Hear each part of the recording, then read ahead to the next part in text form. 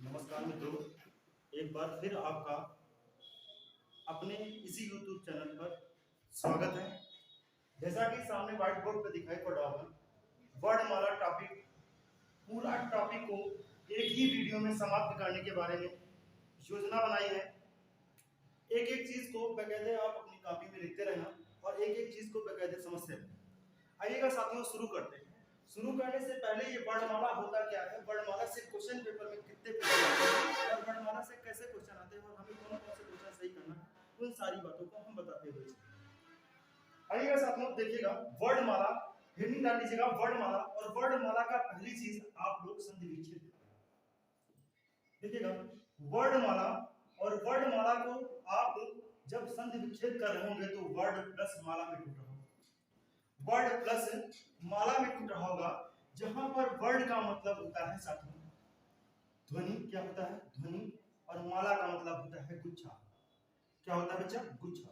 गुच्छा या समूह, या समूह है। देखिएगा साथियों, वर्ड और माला, वर्ड और माला में टूटा, जहां पर वर्ड का मतलब होता है ध्वनि और गुच्छा का मतलब होता है समूह। गुच्छा का मतलब होता है समूह। अगर डिफिनीशन के बाद कहा जाए तो ध्वनि का व्यवस्थित समूह ही क्या कहलाता है? वर्णमाला कहलाता है। ध्वनि का व्यवस्थित समूह क्या कहलाता है?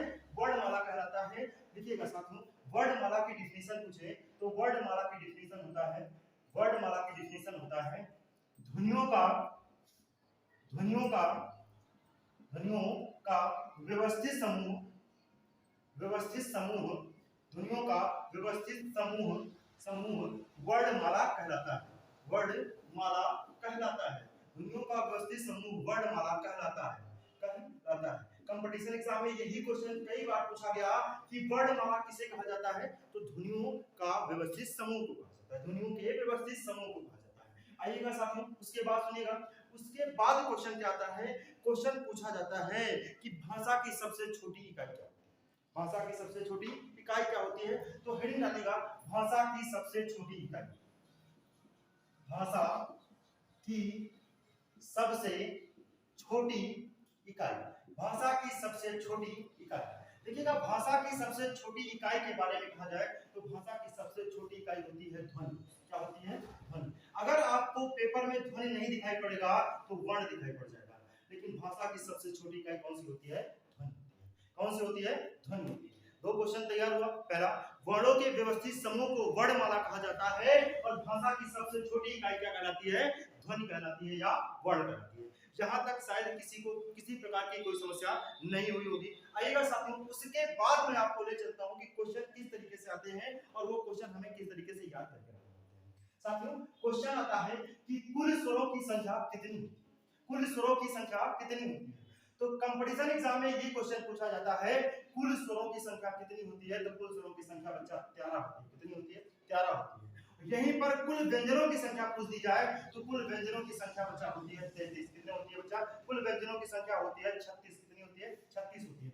सो कुल स्वरों की संख्या 13 और कुल व्यंजनों की संख्या 36। कुल स्वरों की संख्या 13 और कुल व्यंजनों की संख्या कितनी होती है? 36 होती है। इस बात को भी दिमाग में सेट करके रखना, क्योंकि पेपर में क्वेश्चन यही से आता है। पेपर में क्वेश्चन आता है कि कुल स्वरों की संख्या कितनी होती है? 13 होती है। कुल व्यंजनों की संख्या कितनी होती है? 36 होती है। कंफ्यूजन कहां पर होता है वो बताता हूं साथियों। यहां पर कुल ना लगे, केवल स्वर लिख के आ जाए, केवल स्वर लिख के आ जाए तो वहां पर उनकी संख्या हो जाती है 11। कितनी हो जाती है? 11 हो जाती है। यहीं पे कंफ्यूजन होता है। कुल लगने से स्वरों की संख्या 13 और कुल ना लगने से स्वरों की संख्या कितनी होती है? 11 होती है। कितनी होती है? 11। आगे साथियों, अगला देखिएगा, अगर यहीं पर केवल लिख के आ जाए व्यंजनों की संख्या, व्यंजनों की संख्या, व्यंजनों की संख्या बोल दिया जाए कितनी होती है? 33 होती है। व्यंजनों की संख्या कितनी होती है? 33 होती है। देखिएगा, यहाँ पर 4 क्वेश्चन बनकर तैयार हुआ। पहला, कुल स्वरों की संख्या, कुल व्यंजनों की संख्या, स्वर की संख्या और व्यंजन की संख्या। व्यंजन की संख्या 4 क्वेश्चन, और चारों क्वेश्चन को दिमाग में सेट करिएगा। कुल स्वरों की संख्या 13, कुल व्यंजनों की संख्या 36, स्वरों की संख्या 11 और व्यंजनों की संख्या 33। किसी को किसी प्रकार की कोई समस्या नहीं हुई होगी। देखिएगा साथियों, आपको मैं बताना चाहता हूं कि ये जो प्रसारण हो रहा है, ये प्रसारण बजरावा की एक कोचिंग है, जिस कोचिंग का नाम है सक्सेस इंस्टीट्यूट। सक्सेस इंस्टीट्यूट से ये सारी चीजें पढ़ाई जा रही हैं और बेहतरीन क्लास के लिए आप ज्वाइन भी कर सकते हो। यहाँ पर आगे इतना नोट कर लीजिएगा। दूसरी चीज सुनिएगा, यहीं पर अगर पूछ लिया जाए आपसे अयोगवाह कितनी होते हैं, तो बच्चा अयोगवाह की संख्या होती है 2। अयोगवाह की संख्या कितनी होती है, तो अयोगवाह संख्या की होती है 2। एक होता है अंक और दूसरा होता है आहार। अयोगवाह की संख्या कितनी होती है, 2 होती है। अयोगवाह की संख्या कितनी होती है, 2 होती है। आइएगा हमारे साथ में सारी चीज रिपीट करिएगा। पहली चीज बताइएगा कुल स्वरों की संख्या, तो आप कहोगे कुल स्वरों की संख्या 13। कितनी, 13। हम कहेंगे कुल व्यंजनों की संख्या, तो आप कहोगे 36। क्या कहोगे, 36। कुल व्यंजनों की संख्या आप कहोगे 36। हम कहेंगे स्वरों की संख्या, तो आप कहोगे 11। हम कहेंगे व्यंजन की संख्या, तो आप कहोगे 33। क्या कहोगे, 33। हम कहेंगे अयोगवाह की संख्या, तो आप कहोगे बच्चा 2। कितनी कहोगे, 2। उसके बाद सुनिएगा द्विगुण या उपछिन्न व्यंजन, इनकी संख्या कितनी होती है, तो इनकी संख्या भी 2 होती है। द्विगुण कहा जाए या उपछिन्न कहा जाए, इनकी संख्या कितनी होती है, तो 2 होती है। कितनी होती है, 2। एक होता है डा और एक होता है ढा। क्या होता है, ढा। साथियों सुनते रहना, द्विगुण और उपछिन्न की संख्या कितनी होती है, 2 होती है। तो द्विगुण की संख्या कितनी हो जाएगी, आप कहोगे 2 हो जाएगी। कितनी हो जाएगी, 2 हो जाएगी। उसके बाद सुनिएगा संयुक्त व्यंजनों की संख्या कितनी होती है, तो संयुक्त व्यंजनों की संख्या 4 होती है। संयुक्त व्यंजनों की संख्या कितनी होती है, 4 होती है। अगर आपसे पूछ लिया जाए संयुक्त व्यंजनों की संख्या कितनी होती है, संयुक्त व्यंजनों की संख्या कितनी होती है, तो आप कहोगे 4 होती है। कितनी होती है, 4 होती है। संयुक्त व्यंजनों की संख्या कितनी होती है, 4 होती है। कितनी होती है, 4 होती है। जैसे सुनिएगा कंपटीशन एग्जाम में क्वेश्चन यहीं से पूछा जाता है सबसे ज्यादा बार कि इनकी संख्याएं कितनी होती है। संख्याओं को एक बार रिपीट करिएगा हमारे साथ में, उसके बाद आगे की कहानी बताते हैं। कुल स्वरों की संख्या 33, कुल स्वरों की संख्या 33, कुल व्यंजनों की संख्या 36, स्वरों की संख्या 11, व्यंजनों की संख्या 33, अयोगवाह की संख्या 2, द्विगुण या उपछिन्न व्यंजनों की संख्या 2 और जो है संयुक्त व्यंजनों की संख्या कितनी होती है, 4 होती है। कितनी होती है, 4 होती है। अगर बोल दिया जाए कुल कुल वर्णों की संख्या कितनी होती है, तो कुल वर्णों की संख्या बच्चा कितनी होती है, 52 होती है। कितनी होती है, 52 होती है। कुल वर्णों की संख्या कितनी होती है, 52 होती है। कुल वर्णों की संख्या 52 होती है। आशा यही तक है कि सारी चीजें आपको समझ में आ रही होंगी। अब सुनिएगा उसके बाद होता है मानक हिंदी वर्णमाला। मानक हिंदी वर्णमाला के बारे में जानिएगा। साथियों मानक हिंदी वर्णमाला क्या होता है, उसके अनुसार उच्चारण के अनुसार इनकी संख्या कितनी होती है और लेखन के अनुसार। मानक हिंदी वर्णमाला के बारे में कहा जाए तो मानक हिंदी वर्णमाला में हिंदी डालेगा मानक हिंदी वर्णमाला, मानक हिंदी वर्णमाला, मानक हिंदी वर्णमाला, हिंदी डालेगा मानक हिंदी वर्णमाला। इसमें लिखेगा मानक हिंदी वर्णमाला में उच्चारण के अनुसार इनकी संख्या, उच्चारण के अनुसार इनकी संख्या कुल 45 होती है। उच्चारण के अनुसार इनकी संख्या 45 होती है। उच्चारण के अनुसार इनकी संख्या 45 होती है। वहीं पर मानक हिंदी वर्णमाला में लेखन के अनुसार इनकी संख्या बोला जाए कितनी होती है बच्चा, 52 होती है। कितनी होती है, 52 होती है। लेखन के अनुसार 52, उच्चारण के अनुसार 45। लेखन के अनुसार 52, उच्चारण के अनुसार 45। साथियों ये बहुत ही शॉर्ट वीडियो बनाने के चक्कर में बहुत सारी चीजें छोड़ते हुए चल रहे हैं। साथियों सुनिएगा उच्चारण के अनुसार 45 और लेखन के अनुसार 52 और कुल वर्णों की संख्या तो सभी को मालूम है कितनी होती है बच्चा, 52 होती है।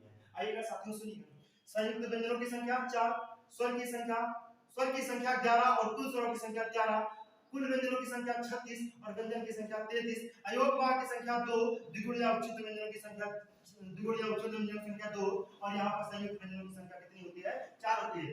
मानक हिंदी वर्णमाला में उच्चारण के अनुसार 45, मानक हिंदी वर्णमाला में लेखन के अनुसार 52, लेखन के अनुसार 52। आइएगा साथियों ये सारी चीजें आपको समझ में आई होंगी। अब ले चलते हैं आपको स्वर की तरफ, फिर चलते हैं स्वर की तरफ। हिंद डालेगा स्वर, हिंद डालेगा स्वर। आइएगा स्वर के बारे में बताते हैं कि स्वर होता क्या है, स्वर को हम पहचानते हैं। पहली चीज स्वर की डिफिनेशन पूछा जाता है कि स्वर क्या होता है, तो जो चीज स्वयं से उच्चारित हो, जो वर्ण स्वयं से उच्चारित हो उन्हें स्वर कहा जाता है। स्वयं से उच्चारित होने वाले वर्णों को क्या कहा जाता है, स्वर कहा जाता है। स्वर के प्रकार पूछे जाते हैं तो स्वर बच्चा कितने प्रकार के होते हैं, तो आप कहोगे 3 प्रकार के होते हैं। स्वर के प्रकार कितने होते हैं, तो आप कहोगे 3 प्रकार के होते हैं। नंबर 1 ह्रस्व स्वर, नंबर 2 दीर्घ स्वर, नंबर 3 प्लुप्त स्वर। ह्रस्व स्वर, दीर्घ स्वर और प्लुप्त स्वर। हिंद डालेगा ह्रस्व स्वर, हिंद डालेगा ह्रस्व स्वर। आइएगा साथियों ह्रस्व स्वर के बारे में। ह्रस्व स्वर की डिफिनेशन क्या होती है वो जानिएगा। ऐसे स्वर जिनको बोलने में कम हवा बाहर निकले या ऐसे स्वर जिनको बोलने में कोई ताकत न लगे, उन्हें स्वर का क्या कहा जाता है, ह्रस्व स्वर। ह्रस्व स्वर को एक मात्रिक स्वर के भी नाम से जाना जाता है और इनकी संख्या कितनी होती है, तो आप कहोगे 4 होती है। इनकी संख्या संख्या कितनी होती है? 4 होती है। इनकी संख्या 4 होती है, वो कौन कौन से होते हैं तो सुनिएगा। छोटा आ, छोटी ई, छोटा ऊ और ऋषि, ये सब बच्चा क्या होते हैं? तो ये होते हैं ह्रस्व स्वर। इनकी संख्या कितनी होती है? 4 होती है। कितनी होती है? 4 होती है। अब सुनिए, ह्रस्व स्वर जिनको बोलने में एक गुना समय लगे, जिनको बोलने में एक मात्रा समय लग रही हो, तो उन्हें ह्रस्व स्वर कहा जाता है। इनकी संख्या 4 होती है। अगले हेडिंग डालिएगा दीर्घ स्वर। अगले हेडिंग डालिएगा दीर्घ स्वर। दीर्घ स्वर, और दीर्घ स्वर में लिखेगा, दीर्घ स्वर में लिखिएगा ऐसे स्वर जिनको बोलने में 2 गुना समय लगता हो। ऐसे स्वर जिनको बोलने में 2 गुना समय लगता हो, उन्हें दीर्घ स्वर कहा जाता है। उन्हें दीर्घ स्वर कहा जाता है। सुनिएगा, जैसे कि आपको मालूम हो गया कि 4 स्वर क्या है? तो ह्रस्व स्वर है, और दीर्घ स्वरों की संख्या होती है 7। 7 होती है। कितनी होती है? 7 होती है। वो कौन कौन से होते हैं तो जानिए। देखिएगा, छोटा आ होता है ह्रस्व और बड़ा आ होता है दीर्घ। छोटी ई होती है ह्रस्व तो बड़ी ई होती है दीर्घ। छोटा ऊ होता है ह्रस्व तो बड़ा ऊ होता है दीर्घ। इतनी तो मालूम चल गया होगा। साथियों सुनिएगा, उसके बाद क्या होता है तो ए होता है, ऐ होता है, ओ होता है और औ होता है। इनकी संख्या कितनी हो गई? तो आप कहोगे 1 2 3 4 5 6 और 7। इनकी संख्या कितनी हो गई? 7 हो गई। तो यहीं से मालूम चल गया कि 4 होते हैं ह्रस्व स्वर, 4 होते हैं ह्रस्व स्वर, 7 होते हैं दीर्घ स्वर। अब प्लुप्त स्वर क्या होते हैं वो जानेगा। प्लुप्त स्वर क्या होते हैं वो जानेगा। प्लुप्त स्वर हेडिंग डालेगा और लिखेगा ऐसे स्वर जिनको बोलने में 3 गुना समय लगे। ऐसे स्वर जिनको बोलने में 3 गुना समय लगे, उन स्वरों को प्लुप्त स्वर कहा जाता है। ऐसे स्वर जिनको बोलने में 3 गुना समय लगे, उन्हें प्लुप्त स्वर कहा जाता है। जैसे कि ओम, क्या? ओम। और लिखा मिल जाए बाप रे, क्या लिखा मिल जाए? बाप रे। इन शब्द को जब बोल रहे होंगे, इन सभी को जब बोल रहे होंगे, तो आपके मुंह से 3 गुना समय लग रहा होगा। इसलिए ये कौन से स्वर हो जाएंगे? प्लुप्त। कौन से हो जाएंगे? प्लुप्त हो जाएंगे। रिपीट करिएगा, ह्रस्व स्वरों की संख्या कितनी होती है? आप कहोगे 4 होती है। कौन कौन से होते हैं? छोटा आ, छोटी ई, छोटा ओ और ऋषि। दूसरी तरफ दीर्घ स्वरों की संख्या कितनी होती है? आप कहोगे 7 होते हैं। बड़ा आ, बड़ी ई, बड़ा ऊ और ए, ऐ, ओ, औ। साथियों इनकी संख्या कितनी होती है? 7 होती है। प्लुप्त स्वर ऐसे स्वर जिनको बोलने में 3 गुना समय लगे, उन्हें क्या कहा जाता है? प्लुप्त स्वर कहा जाता है। आई होप स्वर समझ में आया होगा। अब डालेगा हेडिंग व्यंजन। व्यंजन हेडिंग डालेगा व्यंजन। आप लोगों को वीडियो अच्छी लग रही है तो लाइक करते रहे, शेयर करते रहे और सब्सक्राइब करते रहे। इस वीडियो को ज्यादा से ज्यादा लोगों तक पहुंचाने की कोशिश करिएगा, क्योंकि सरल भाषा में हमने समझाने की कोशिश किया। हेडिंग डालेगा व्यंजन। अब पहली चीज, व्यंजन से क्वेश्चन क्या आता है वो जानिए। व्यंजन से क्वेश्चन आता है कि व्यंजन किसे कहा जाता है, तो व्यंजन कहां किसे जाता है जानिएगा। जो स्वरों के साथ उच्चारित हो उन्हें क्या कहा जाता है? व्यंजन कहा जाता है। देखिएगा, स्वरों के साथ जो चीज उच्चारित हो उन्हें व्यंजन कहा जाता है। स्वरों के साथ जो चीज उन्हें उच्चारित हो, जो वर्ण उच्चारित हो, उन्हें क्या कहा जाता है? व्यंजन। क्या कहा जाता है? व्यंजन कहा जाता है। अगली हेडिंग डालिएगा, ये कितने प्रकार के होते हैं? तो ये भी 3 प्रकार के होते हैं। प्रकार के बारे में कहा जाए तो बच्चा ये भी कितने प्रकार के होते हैं? आप कहोगे 3 प्रकार के होते हैं। नंबर 1 स्पर्शी व्यंजन। स्पर्शी व्यंजन, स्पर्शी व्यंजन। नंबर 2 लिखिएगा अंतस्थ व्यंजन। अंतस्थ व्यंजन, अंतस्थ व्यंजन। नंबर 3 लिखिएगा ऊष्म या संघर्षी व्यंजन। ऊष्म या संघर्षी व्यंजन। संघर्षी व्यंजन, ऊष्म या संघर्षी व्यंजन। एक एक को उठाते हैं और बारीकी से समझाते हुए चलते हैं कि स्पर्श व्यंजन क्या होता है, अंतस्थ व्यंजन क्या होता है और संघर्षी व्यंजन क्या होता है। डालेगा हेडिंग स्पर्श व्यंजन। स्पर्श व्यंजन और स्पर्श व्यंजन के बारे में जानिए। स्पर्श व्यंजन के बारे में जानिएगा। स्पर्श व्यंजन होता क्या है? स्पर्श व्यंजन होता क्या है तो सुनिएगा साथियों, पहला क्वेश्चन सुनिएगा। स्पर्श व्यंजन में वर्गों की संख्या कितनी होती है? 5 होती है। कितनी होती है? 5 होती है। और वर्ग कौन कौन से होते हैं सुनिएगा।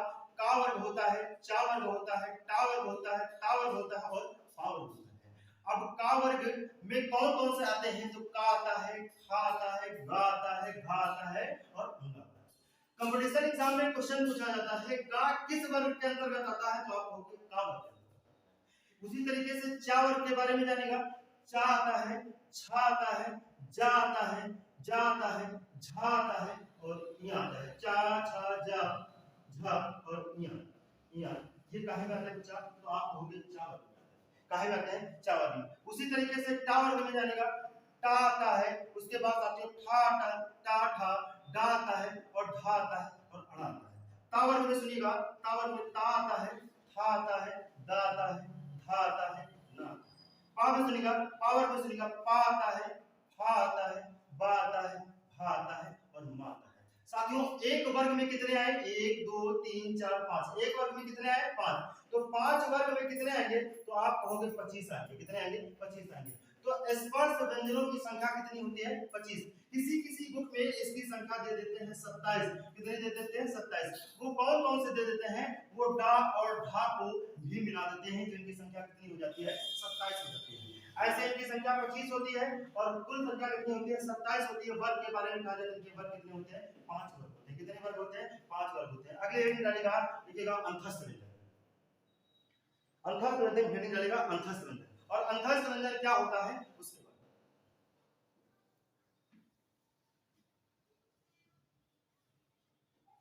अंतस्थ व्यंजन, अंतस्थ व्यंजन क्या होते हैं उसके बारे में जानिए। अंतस्थ व्यंजन, अंतस्थ व्यंजन,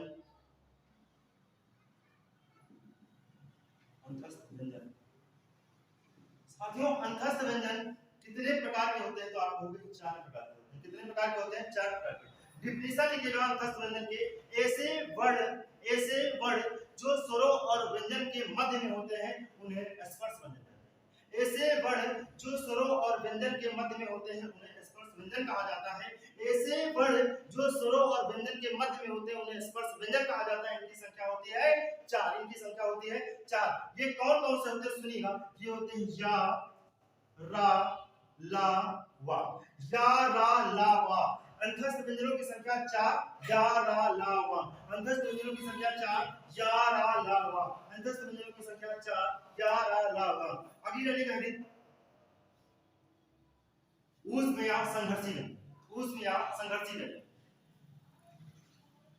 हेडिंग ऊष्म या संघर्षी व्यंजन। ऊष्म या संघर्षी व्यंजन देखिएगा। ऐसे व्यंजन जिनको बोलने में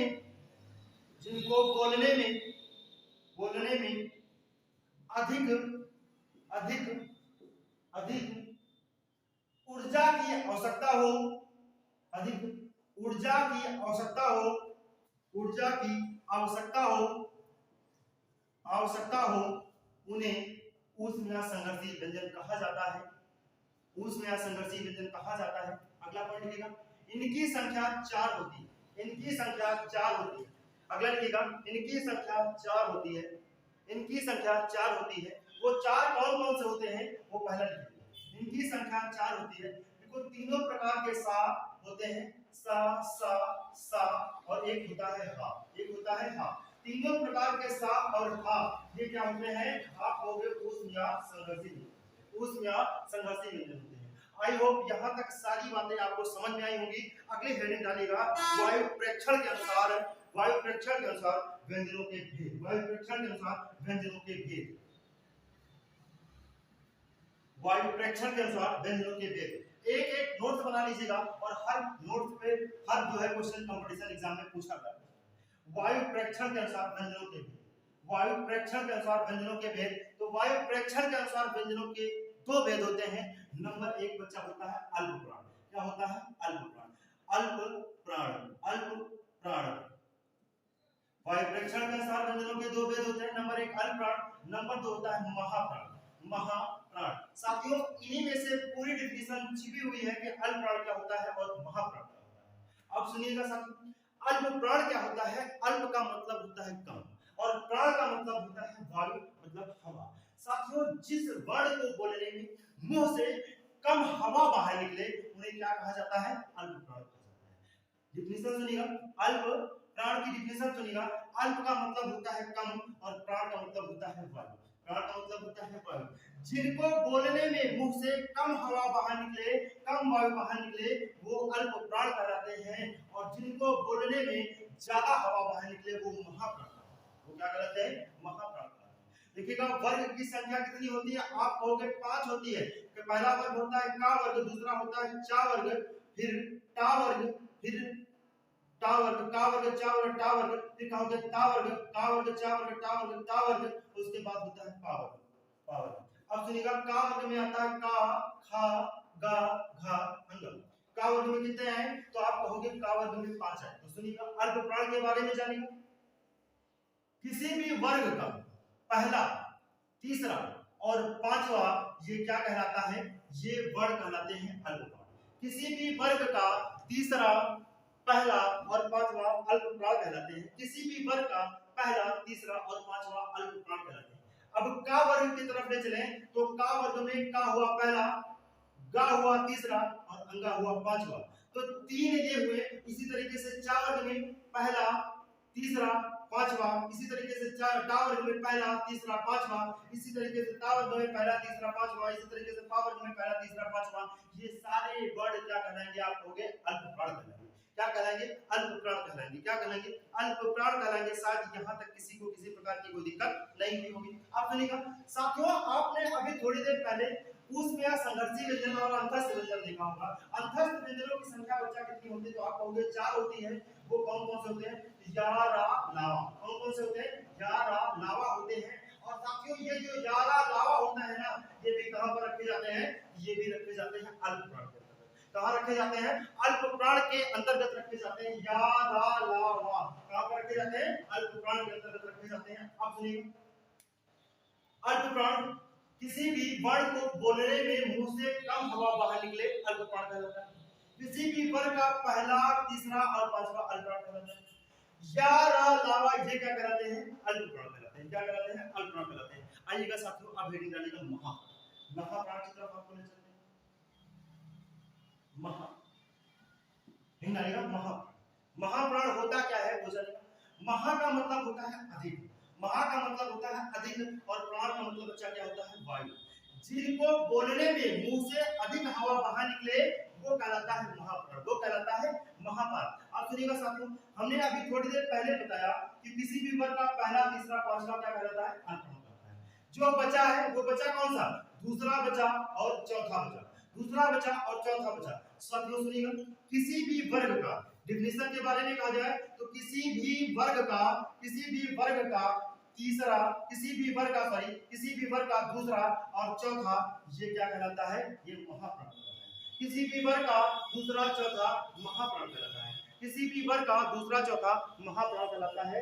अब सुनिएगा साथियों, अभी थोड़ी देर पहले हमने बताया कि या, रा, लावा ये साथियों क्या होते हैं? तो आप कहोगे अल्प। अब संघर्षी जो व्यंजन होते हैं, जो तीनों प्रकार के सा, सा, सा और हा होता है, ये क्या होता है? ये आप कहोगे महाप्राण होते हैं। क्या होते हैं? महाप्राण होते हैं। या, रा, लावा, हा ये क्या होते हैं? अल्प प्राण होते हैं। या, रा, लावा, या, रा, लावा और हा ये अल्प प्राण होते हैं। तीनों प्रकार के सा और हा ये क्या होता है? महाप्राण होता है। क्या होता है? महाप्राण होता है। यहां तक किसी को किसी प्रकार की कोई समस्या नहीं होगी। अगले हेडिंग में लेगा नाद या स्वर तंत्रियों के अनुसार, स्वर तंत्रियों के अनुसार वर्ण के भेद। नाद या स्वर तंत्रियों के अनुसार, नाद या स्वर तंत्रियों के अनुसार डालेगा नाद या स्वर तंत्रियों के अनुसार। वीडियो लंबा ना हो जाए इसलिए बहुत शार्ट में घसीट रहे। लिखिएगा नाद या स्वर तंत्रियों के अनुसार, नाद या स्वर तंत्रियों के अनुसार। साथियों सुनिएगा, नाद या स्वर तंत्रियों के अनुसार भी कितने भेद होते हैं? तो आप कहोगे 2 भेद होते हैं।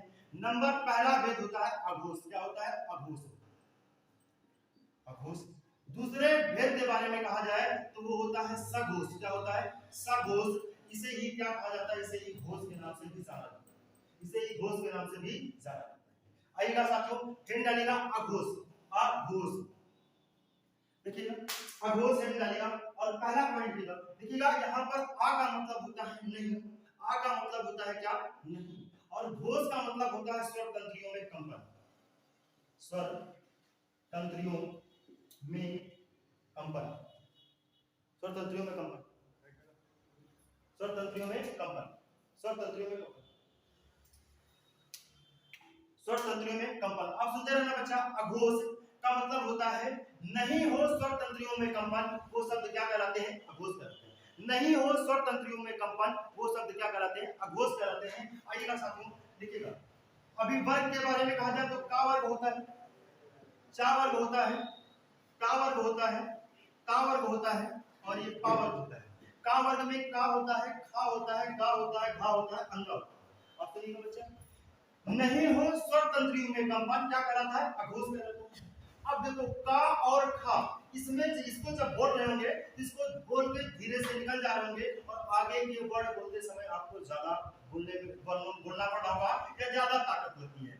तो का और खा ये क्या होते हैं? अघोष होते हैं। का और खा क्या होते हैं? अघोष। और परिभाषा के बारे में कहा जाए तो किसी भी वर्ग का पहला और दूसरा ये क्या कहलाता है? अघोष। किसी भी वर्ग का पहला और दूसरा क्या कहलाता है? अघोष कहलाता है। क्या कहलाता है? अघोष कहलाता है। पहला और दूसरा क्या कहलाता है? अघोष। आगे एक साथियों लिखिएगा,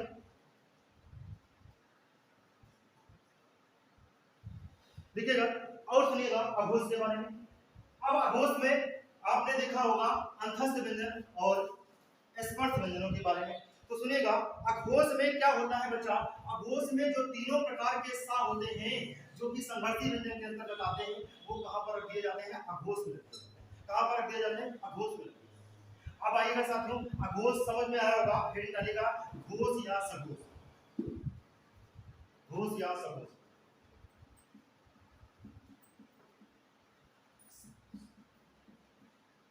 साथियों डिफिनेशन के बारे में कहा जाए, जिसको बोलने में स्वर तंत्रियों में अधिक कंपन हो वो क्या कहलाते हैं? वो कहलाते हैं घोष या सघोष।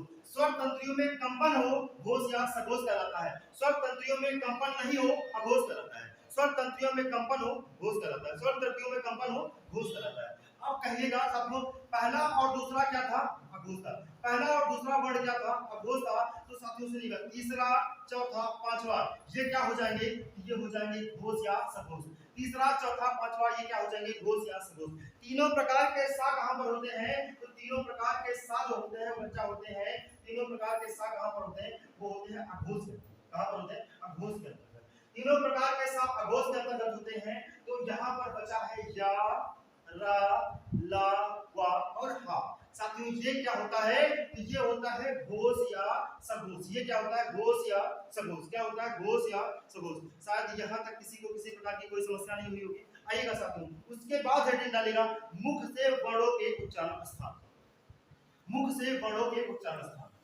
मुख से वर्णों के उच्चारण। हेडिंग डालेगा मुख से वर्णों के उच्चारण।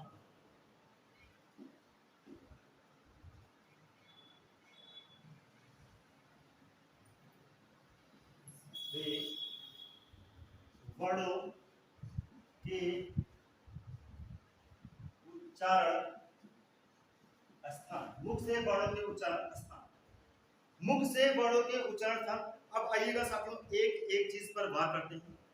देखिएगा, इसको फार्मूले के जरिए याद करने की कोशिश करिएगा। वो फार्मूला क्या होता है जानिए। एक बढ़िया गाड़ी है जिस गाड़ी का नाम है KTM। KTM और इसको क्या कहोगे? दो। KTM दो। के से हो गया कंठ, टी से हो गया तालु, एम से हो गया मूर्धा, डी से हो गया दंत, ओ से हो गया ओष्ठ। अब कंठ से कौन कौन से वर्ण बोले जाते हैं? तो का वर्ग में जितने भी लोग आते हैं वो सारे कहां से बोले जाते हैं? कंठ से।